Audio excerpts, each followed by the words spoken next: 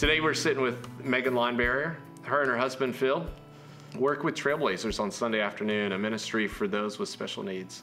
Megan, tell us how you guys got involved at Myers Park United Methodist Church.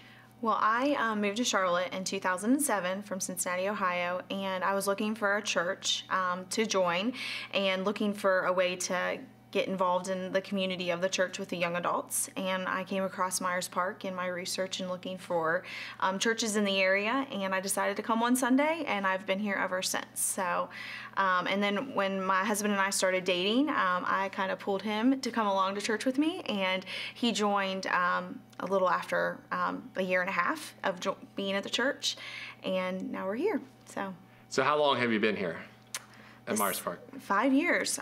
I came for a year and a half, and then I joined after a year and a half of attending regularly. And you guys help with Trailblazers. Tell us a little bit about what Trailblazers is for those who don't know. Okay. Trailblazers is a ministry for young adults with special needs, and it meets on Sunday evenings, and we have a great time. What do you guys do? What's your role in that ministry? We are the facilitators, but I always say that they teach us just as much as we, try to teach them.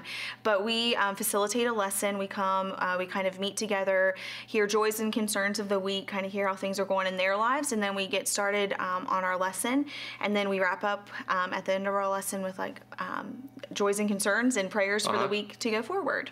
How did you guys find your way into Trailblazers?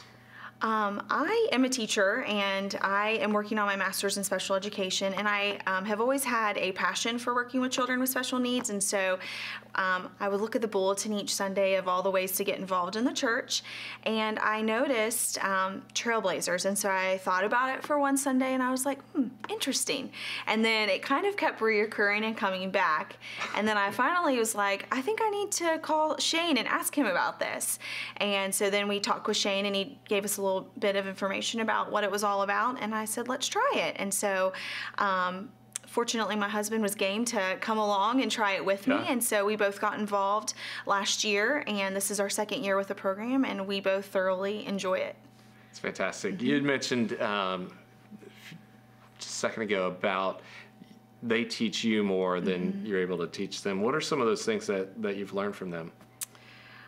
They've taught us so much. One, to embrace each day. I think that's important to remember. They have such a joy about life and are so excited to see each other when they walk in each Sunday. A lot of them, know each other from school or from work or from, just being involved in the church.